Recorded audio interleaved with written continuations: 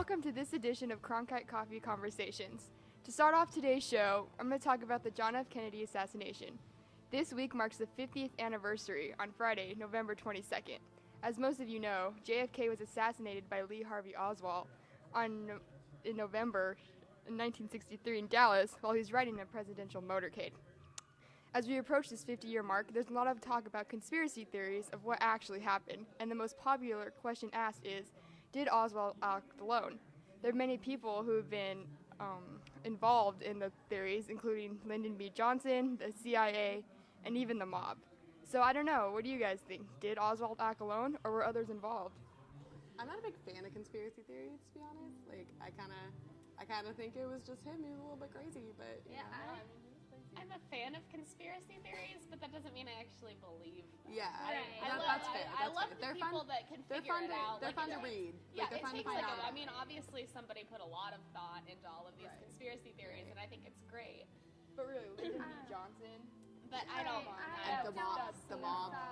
The mob. I think it was a crazy guy acting on his own, and everyone's just gonna make everything out of it. Yeah. Like the whole moon landing.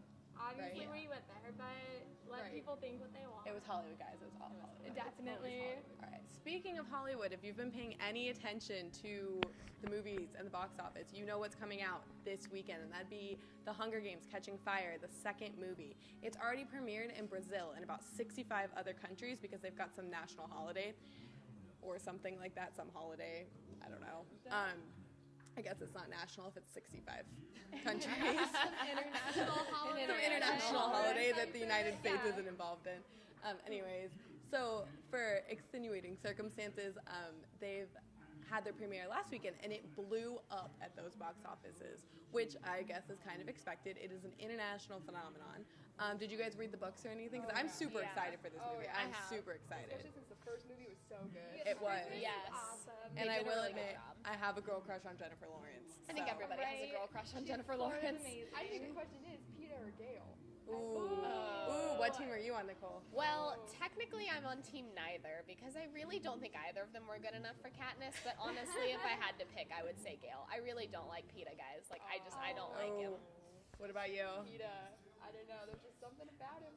I don't know. I'm in between. I mean, Gail he was there for her like before, but then Peeta was there during.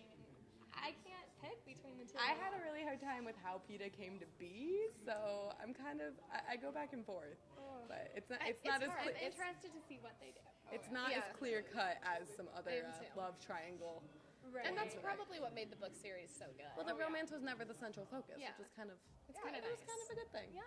Anyway, so I'm super excited for Catching Fire. A bunch of other people are super excited for Catching Fire, and it's going to be huge. It is, and we will be talking with someone later on this segment about what they feel About Catching Catching Fire is Fire. going to be like. Exactly. All right. Well, now we're going to talk about sports. The Denver Broncos defeated the Kansas City Chiefs 27-17 on Sunday to reclaim the top spot in the AFC West, and many would say in the NFL. The 9-1 Broncos defeated the 9-1 Chiefs and handed them their first loss of the season after the Chiefs were a league worst 2-14 last year. So the two teams are going to play again 2 weeks from now in Kansas City. What do you guys think? Are the Chiefs for real? Ooh, I don't know. See, we have two Broncos fans here and a Chiefs fan, and then I'm a Chiefs fan. You're just on your own. So this is sort of controversial. Catching Fire.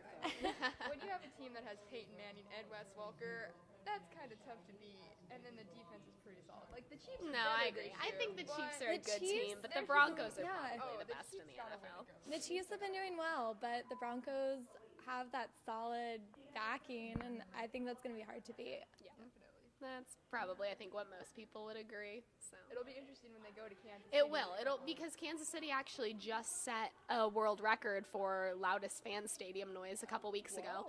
So it'll be really interesting to see if that can throw off Peyton Manning and the Broncos. That'll be a fun game to watch. Yeah, it will be. It will be quite a thrill. Speaking of interesting news, what is going on with this weather this fall? I have no idea. I mean, between the tornadoes in the Midwest and the typhoon in the Philippines, and then our warm weather. I mean, it is never this warm in Arizona. Although last year it was pretty bad. Last year it was 80 degrees first week of December, so... Oh, that's true. And so we're as a at least upper non-native, 70s. I kind of like it. it is getting better, and as this week goes on, it's going to cool down to the 60s. There is a chance of rain as the weekend moves in, so sorry if anyone had outdoor plans, but Arizona rain, we know how that is. Today the high is going to be 77, and that is about all we have for you today. Thanks for joining us for Coffee Conversations.